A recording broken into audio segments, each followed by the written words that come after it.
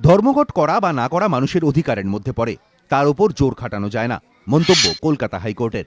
বুধবার অস্থায়ী প্রধান বিচারপতি গিরিশচন্দ্র গুপ্ত এবং বিচারপতি অরিন্দম সেনার এজলাসে একটি জনস্বার্থ মামলার শুনানিতে মামলাকারীর আইনজীবী বলেন, এই ধর্মঘটকে অসাংবিধানিক ও অবৈধ বলে ঘোষণা করতে হবে। ধর্মঘটের দিন রাজ্য সচল রাখতে প্রশাসন যেন সমস্ত রকম পদক্ষেপ করে সে ব্যাপারে সরকারকে নির্দেশ দিক আদালত। একই সঙ্গে সেদিন কোনো ক্ষয়ক্ষতি হলে তার ক্ষতিপূরণের জন্য যেন রাজ্য সরকার ব্যবস্থা করে সেই নির্দেশও দেওয়া হোক।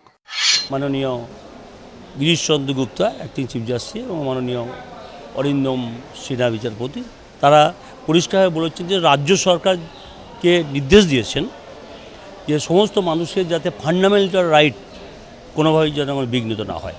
কেউ অফিসে আসবে, কালকে কেউ বাজারে যাবে, কেউ তার ব্যবসা করবে, সেখানে কোনোভাবেই কারো বাধা দেওয়া যাবে না।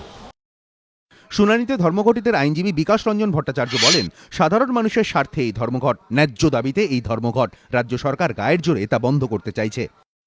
আদালত আজকে রায় দিয়েছেন যে সবার মৌলিক অধিকার রক্ষা করতে হবে, অর্থাৎ ধর্মঘটীদেরও ধর্মঘট তারা যদি করেন তাদের উপর যাতে গুন্ডা আক্রমণ না হয়, তাদের উপর যাতে সরকারি আক্রমণ না হয়, পুলিশি আক্রমণ না হয়, এটা রক্ষার দায়িত্ব রাষ্ট্রের।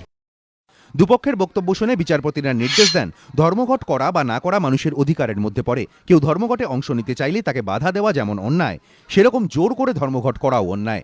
ধর্মঘটের দিন আইন শৃঙ্খলার অবনতি যেন না হয় সে ব্যাপারে পুলিশ প্রশাসন উপযুক্ত ব্যবস্থা নেবে এবং একই সঙ্গে মানুষের মৌলিক অধিকার যেন খর্ব না হয় সেদিকেও গুরুত্ব দিতে হবে। আগামী 2রা সেপ্টেম্বর দেশজুড়ে সাধারণ ধর্মঘটের ডাক দিয়েছে শ্রমিক সংগঠনগুলি। সেই ধর্মঘটের বিরোধিতা করে মঙ্গলবার কলকাতা হাইকোর্টে দায়ের হয় একটি জনস্বার্থ মামলা। বুধবার ছিল সেই মামলারই শুনানি। সৌভিক মজুমদার, এবিপি আনন্দ, কলকাতা।